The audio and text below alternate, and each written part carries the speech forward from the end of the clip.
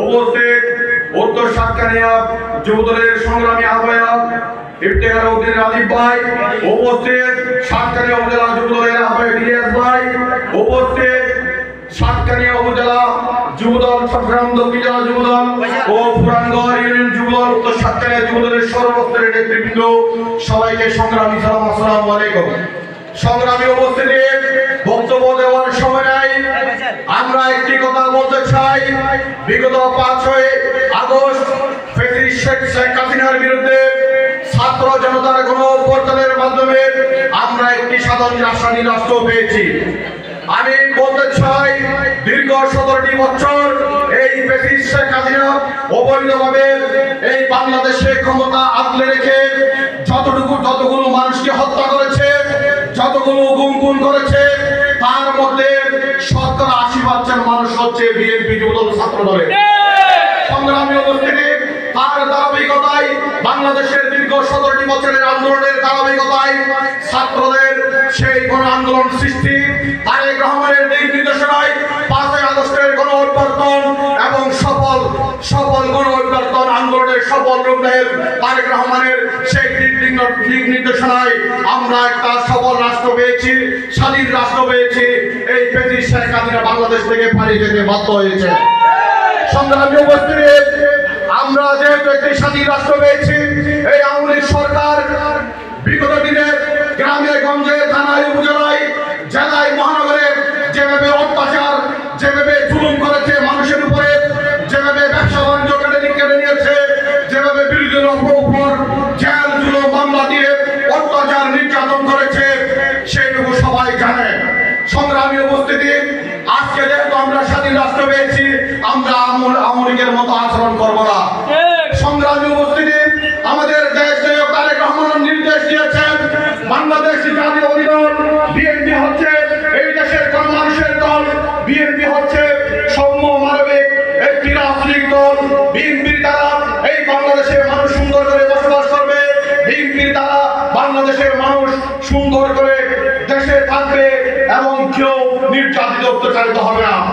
গত কিছুদিন আগে যুবদল ছাত্রদল স্বেচ্ছাসেবক দলের যে কর্মী সমাবেশ হয়েছে, কেন্দ্র থেকে জিলানি ভাই, ছাত্রদলের ইয়াহিয়া ভাই এবং যুবদলের নয় ভাইয়ের বক্তব্য যারা শুনেছেন, ওই দিন যারা ওই মিটিংয়ে দিয়েছেন, আপনারা যারা ওই বক্তব্য মন দিয়ে শুনেছেন এবং আমল করেছেন, তাহলে আপনারা বুঝতে পারবেন বাংলাদেশ জাতীয়তাবাদী দল করতে গেলে বাংলাদেশ জাতীয়তাবাদী দলের কোন সন্ত্রাসীদের ভয় নাই। আমাদের তারেক রহমানের পরিকল্পনা স্বনির্ভর বাংলাদেশ গড়ার জন্য বাংলাদেশের মানুষের দুয়ারে দুয়ারে তারেক রহমানের বার্তা পৌঁছে দেওয়ার জন্য বাংলাদেশের বিএনপি কর্মীদেরকে সুন্দর মন-মানসিকতা তৈরি করতে হবে।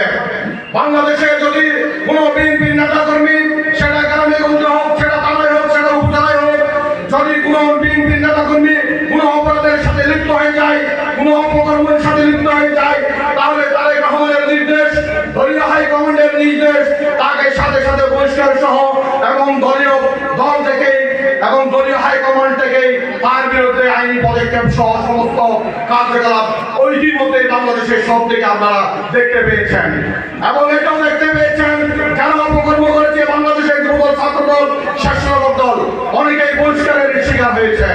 তাই আমি সবার উদ্দেশ্যে বলতে চাই, আগামী রাষ্ট্রনায়ক তারেক রহমানের এই ভবিষ্যৎ পরিকল্পনা আগামী রাষ্ট্র গঠনে বাংলাদেশ জাতীয় দলকে ক্ষমতায় আনার জন্য সবাইকে সুন্দর, সাম্য এবং একটি বৈষম্যবিরোধী বাংলাদেশ তৈরি করতে হবে। আমরা এমন আচরণ করব, আমাদের দ্বারা অন্য কেউ ক্ষতিগ্রস্ত হবে না, আমাদের কথায় কেউ কষ্ট পাবে না, আমাদের দ্বারা কেউ কারো জানমাল ব্যবসা প্রতিষ্ঠানে ক্ষতি হবে না। সংগ্রামী উপস্থিতি, বিগত দিনে 2001 থেকে 2006 পর্যন্ত আমরা দেখেছি বাংলাদেশ জাতীয়তাবাদী দল যখন ক্ষমতায় ছিল তখন বাংলাদেশের মানুষ রাত্রে বাড়ির দরজা খুলে রাত্রে যাপন করতে পেরেছে।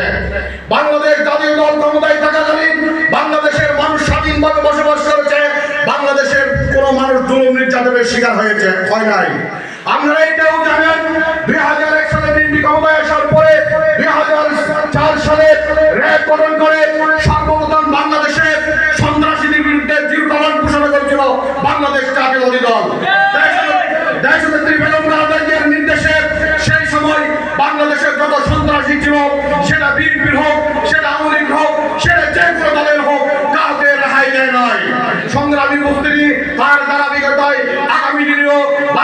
জাতীয়তাবাদী দল হবে এই দেশের কেটে যাওয়া মানুষের দল, বাংলাদেশ জাতীয়তাবাদী দল হবে ছাত্র জনতার দল, বাংলাদেশ জাতীয়তাবাদী দল হবে সর্বস্তরের দল।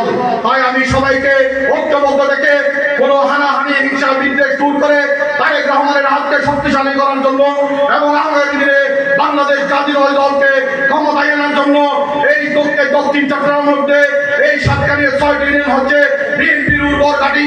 এখানেই যদি নির্বাচন দেওয়া হয়, নিরপেক্ষ নির্বাচন হলে এই ৬ ইউনিয়নের মধ্যে 90% ভোট বিএনপি ধানের করে পড়ে। তাই আমি বলতে চাই আমাদের কোনো জোর করে কাউকে ভোট দিতে হবে না, জোর করে কর্মী সংগ্রহ করতে হবে না। আমাদের কর্মীর অভাব নাই, শুধু আমাদের সুন্দর আচরণ এবং সভ্য সাম্য মানবিক আচরণ করতে হবে।